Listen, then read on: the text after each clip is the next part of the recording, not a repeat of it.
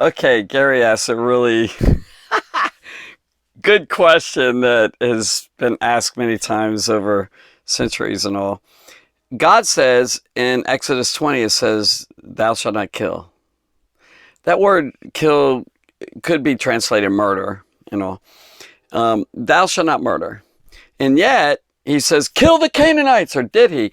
Actually, he says, "Drive them out." Drive them out doesn't sound like killing, by the way, but because they rebelled or they resisted of what God was having his people try and do, he really wanted them to scatter and get them out of there and all. And you say, well, why was God doing all that? It's very, is what type of God is this God? He just wants people to come in and dominate and all that.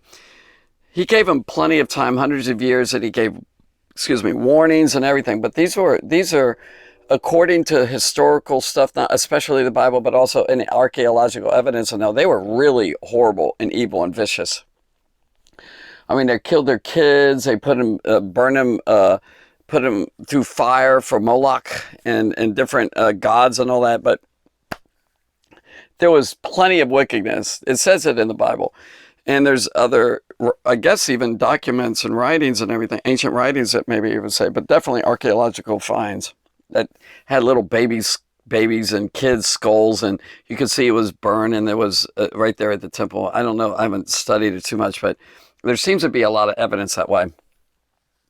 So God really wanted to split that up, and he knew they were going to resist, a lot of them. So they resisted, they fought, and they had wars. There were wars going on, and Israel provoked it. God had them go in there and kill them. And he wanted to slaughter all the way down to the little babies and all. I mean, you might not see this like this, but the little ones, the babies who were killed and all that, because it sounds like genocide to a point where, why are you killing the babies? Those babies, I believe, went to heaven. And if they didn't, most of them are going to be brought up by their parents into that cycle that kept going of evil and wickedness and horror. That's awful. And so it's a mercy. Even in the judgments of God, there's mercy all over the place. It's fantastic. There's reasons for it. So he stopped that wickedness and shut it down. Otherwise, it got worse and worse. It's like a cancer that could have spread over generations and over generations. God actually destroyed that and had vengeance on them. So first of all, if there's a question about God killing, he has a right to. He gives life and he could take it. By the way, that's declarations throughout the prophets. And Jesus himself said it in Luke 12. He says, fear not him who is able to kill the body and do nothing more. Don't fear humans, but fear him who is able to kill body and soul in hell. And again, I say unto you, fear him. So God has absolute right to do what he wants. It's his universe and all. And by the way, this is a good God. He's not a malicious God. He's not an evil God. But he's very patient. He has lots of long suffering for people. Just like I mentioned, it took them years and they had warnings and they should have stopped. For example, one of the things he did before he went in there is Egypt. He had plagues and everything on Egypt.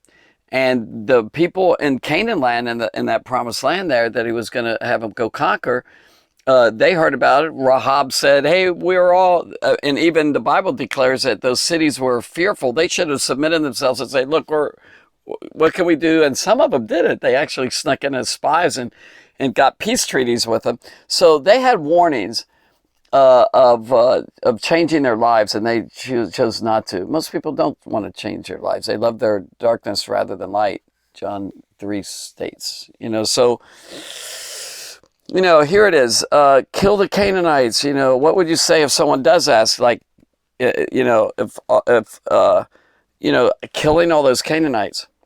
And they didn't, by the way. They actually didn't. Number one, Rahab changed, and I believe there were others, that they repented. She said, hey, I'm going to serve your God, and she got saved, and God saved her. And who knows what other ones were saved because of that? The Bible doesn't record everything. It'd be like the Bible would be too thick. It'd be too much.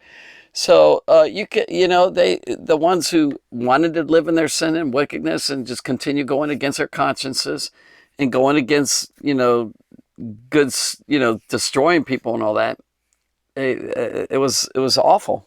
So I think that's good. So when it says thou shalt not murder in Exodus 20 and other passages, it's really talking about another thing is interpersonal relationships, among your community, among your people that you know and all that. When it comes to governments, and police and law enforcement and all that, then there's a time to do it. As a matter of fact, it says that in Ecclesiastes 3, it says there's a time to kill. So God's not against all killing.